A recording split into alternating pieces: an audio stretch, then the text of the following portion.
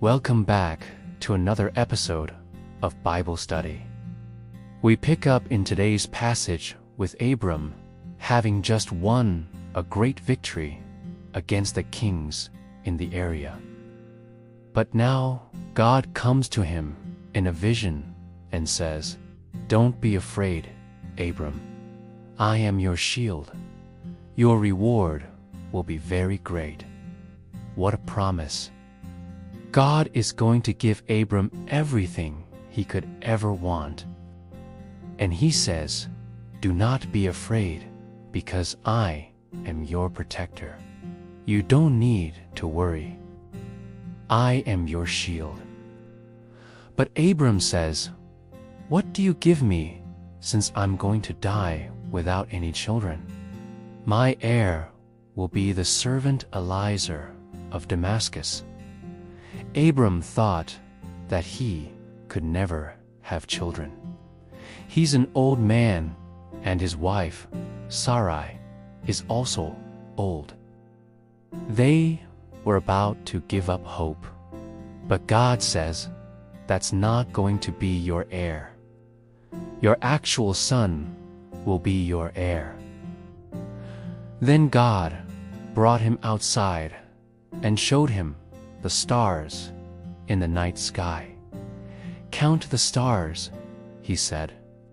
"If indeed you can count them, so numerous will your offspring be." Abram believed what God told him, and God counted that as righteousness, or as doing right in his sight. Verse 7, God reminds Abram that he brought him out of Ur of the Chaldeans to give him the land they are in as an inheritance. But Abram says, "How will I know that I will possess it?" And God gives him a test to show him a sign, a vision of the future. Abram would take certain animals, cut them in two lengthwise, and lay the pieces opposite each other, except for the birds. He was to keep them whole. So Abram did everything just as God commanded. And while Abram was sleeping, God spoke to him in a dream.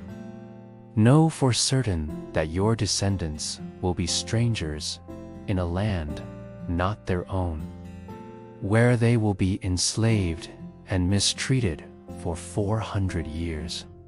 But after that, the nation they serve will be judged. And afterward, your descendants will come out of that land with great wealth. As for you, you will go to your ancestors in peace. You will live a long life, full of years.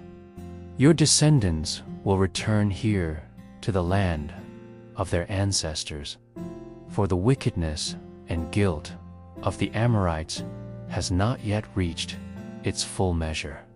Then, when the sun went down and darkness fell, suddenly there appeared a smoking brazier moving along with a blazing torch between the pieces, representing God's presence.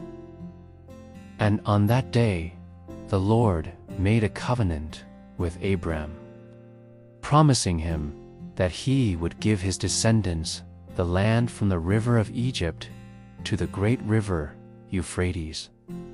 He listed many of the tribes that lived in the area, such as the Kenites, the Kenizzites, the Canaanites, the Perizzites, the Rephaites, the Canaanites, the Canaanites, the Girgashites, and the Jebusites.